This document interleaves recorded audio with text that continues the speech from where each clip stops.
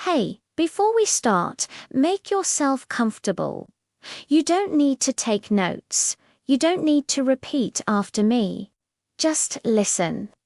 This video is for learning English in a relaxed and fun way. You will hear simple English, real-life situations, and funny mistakes. If you don't understand everything, that's totally okay. Listening is how your brain learns naturally. So take a deep breath, smile a little, and enjoy the story. And if you like learning English this way, don't forget to like the video and subscribe to the channel. Alright, let's begin. So, let me tell you a short story. This happened on a day when I decided to be brave in English. Not perfect, just brave. I walked into a small cafe near my office feeling confident, smiling, and ready.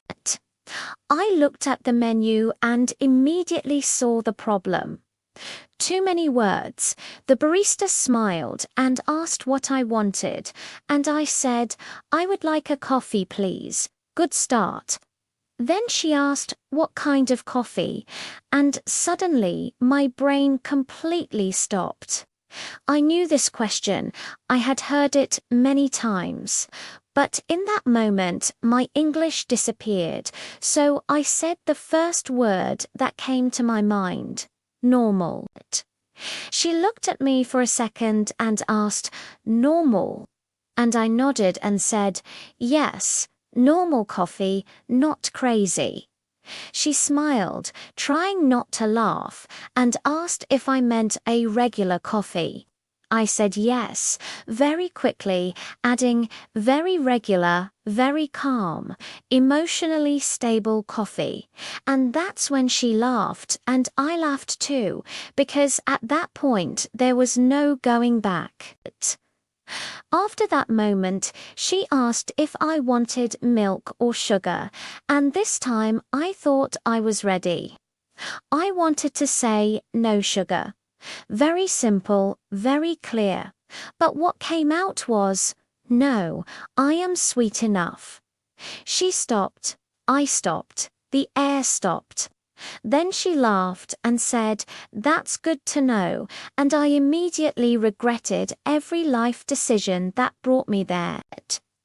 I tried to fix it by saying, "I mean the coffee, not me," which somehow made it worse.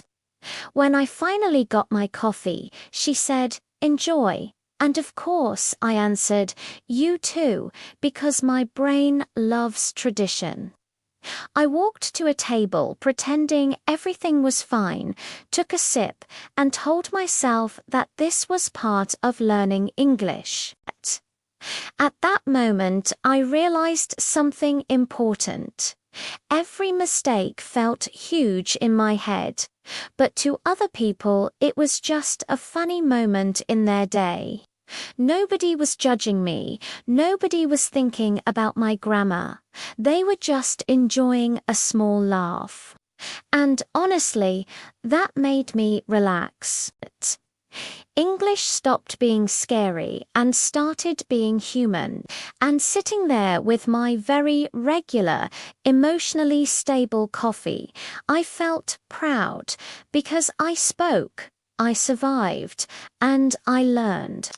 Later that day, I told this story to a friend, and instead of feeling embarrassed, I found myself laughing while telling it. She said something simple but important. People don't remember your mistakes.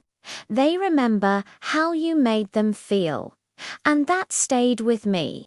I started noticing how often even fluent speakers say strange things, pause, correct themselves, or laugh and continue. That's when I understood that English is not a performance, it's a conversation, and conversations are messy, funny, and very human. From that day on, I stopped waiting for perfect sentences and started speaking with what I had. Because every time I spoke, even badly, I was learning. So if you're listening to this right now and sometimes feel nervous, shy, or stuck when speaking English, remember this cafe moment. Remember that saying something wrong is still better than saying nothing at all. English doesn't need to be perfect to work, it just needs you to try. So before we finish, let me leave you with this thought. Every time you listen, every time you try to understand, and every time you speak, even if it feels wrong, your English is growing. Learning a language is not about avoiding mistakes, it's about collecting them and moving forward anyway. If this story made you smile, that means you understood more than you think. Keep listening, keep laughing, and keep going.